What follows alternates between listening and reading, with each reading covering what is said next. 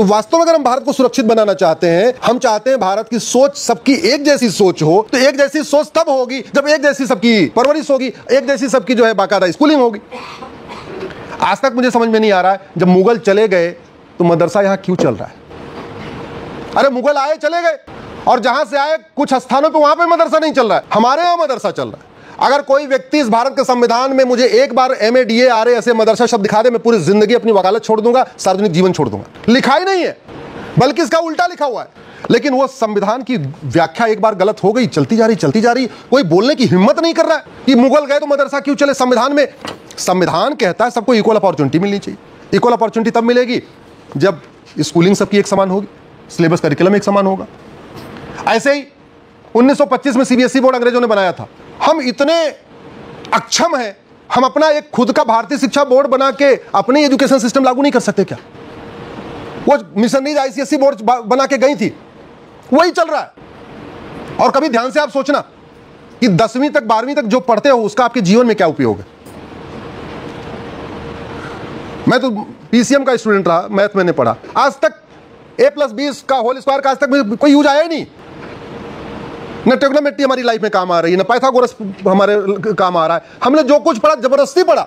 मैं सोच रहा हूँ उस पढ़ाई के लिए हमने इतनी मार खाई, कान हमारा खींचा गया, सब कुछ हुआ। रात में उस समय लाइट नहीं थी, हमने लालटेन जला जला के पढ़ा। उसका हमारे जीवन में काम क्या है? कोई काम ही नहीं। फिर क्यों चला रहे? हमारा जो गुरुकुल वैदिक एजुकेशन सिस्टम था वो जीवन में काम आता था, उसके बारे में चर्चा नहीं हो रही। उसको लागू किया जाए। भारत का संविधान कहता है सबको समान अवसर दो। समान अवसर मिल क्या आज मिल रहा है क्या डॉक्टर साहब? अरे समान अवसर तब मिलेगा जब मंत्री और संतरी के बच्चे की एक किताब होगी। समान अवसर तब मिलेगा जब कलेक्टर और क्लर्क के बच्चे की एक किताब होगी। समान अवसर तब मिलेगा जब कांस्टेबल और कप्तान के बच्चे की एक किताब होगी। समान अवसर तब मिलेगा जब मजदूर और मालिक के बच्चे की एक किताब होगी। समान अवसर तब मिलेगा जब दतिया, मुरैना और दिल्ली वालों की एक किताब होगी। समान अवसर तो तब मिलेगा जब वन नेशन वन सिलेबस होगा, one nation one education board होगा, वन नेशन वन करिकुलम होगा।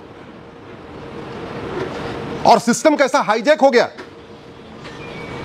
जो पढ़ाया जाता है वो पूछा नहीं जाता, जो पूछा जाता है वो पढ़ाया नहीं जाता। हम लोगों के समय में हम लोग केवल ट्यूशन पढ़ के, जिसको इंजीनियरिंग करना होता था इंजीनियरिंग कर लेता था, मेडिकल करना होता। आपने शायद कोचिंग नहीं किया होगा। आज स्कूल का टॉपर भी हो, जब तक वो कोचिंग नहीं करेगा ना उसका IIT में सिलेक्शन होगा ना MBBS में सिलेक्शन होगा।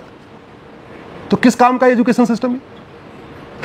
जब कोचिंग कराना है तो फिर 10वीं 12वीं पैसा क्यों खर्च करे? 10वीं 12वीं करना है फिर कोचिंग क्यों करा रहे?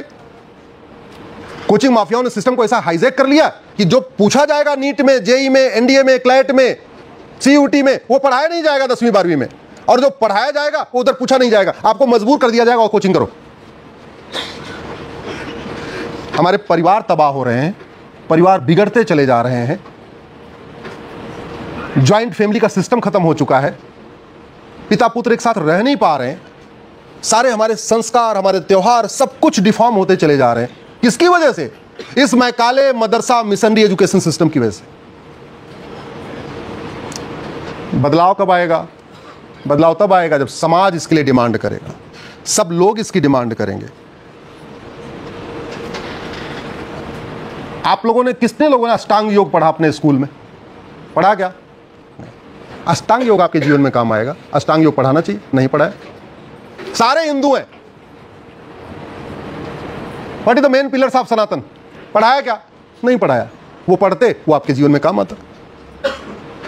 अगर हम अपने स्कूल में पढ़ते 5 pillars of Jainism, 5 pillars of Sikhism, 5 pillars of Buddhism, the 10 pillars of Sanatana, Ashtanga yoga पढ़ते, यम नियम पढ़ते, आसन प्राणायाम पढ़ते, सत्य हिंसा से अपरिग्रह ब्रह्मचर्य पढ़ते, ये सब पढ़ते तो हमारे जीवन में काम आता, हमारा संस्कार अच्छा होता। लेकिन बिगड़ा हुआ है और उसका असर ये हो रहा है कि परिवार के परिवार टूटते जा रहे हैं। और परिवार जो टूट रहे हैं वो तो टूट ही रहे हैं। सबसे बड़ी दिक्कत ये हो रही है, जाति का नेता आ रहे हैं, जाति का जहर घोल के चले जा रहे हैं। नेता आ रहे हैं, भाषा का जहर खोल के चले जा रहे हैं। नेता आ रहे हैं, क्षेत्र का जहर घोल के चले जा रहे हैं। कोई अगड़े पिछड़े के आधार पर लड़ा दे रहा है, कोई कुछ कर दे रहा है, कोई कुछ कर दे रहा है। पूरा मतलब सत्यानाश करने पे लगे हुए। अगर हमने वास्तव में अपनी स्कूलिंग किया होता तो हमें कोई लड़ा नहीं पाता, हमें कोई तोड़ नहीं पाता। अगर हमने भारतीय शिक्षा व्यवस्था लागू किया होता तो जातिवाद तो अपने आप ही खत्म हो गया होता। बच्चे अगर पढ़ लेते कि भैया ये सुमंत और दशरथ जी ये दोनों जाति के नहीं है, वो राजा है, वो मंत्री है, लेकिन दोनों का कास्ट अलग अलग है, पढ़ लेते स्कूल में, खत्म हो जाता कास्ट सिस्टम। हमारे देश में तो 4 वर्ण थे, वो एकदम फ्लेक्सिबल। ब्राह्मण का लड़का वैश्य कहलाता था, वैश्य का लड़का क्षत्रिय कहलाता था, क्षत्रिय का लड़का बाद में पता चला तो ब्राह्मण कहलाया। कितने एग्जाम्पल है, पढ़ाया क्या नहीं पढ़ाया। और फिर हमें वामपंथी आके पढ़ा के चले जा रहे हैं कि जी वो पता नहीं कितने साल से हमें शोषण हो रहा है, कितने साल से ये हो रहा है, कितने साल से वो हो रहा है, और फिर पढ़ा के चले गए तो छुआछूत है, ये है वह, दुनिया भर की कहानी। क्यों? क्योंकि हमें पढ़ाया नहीं गया।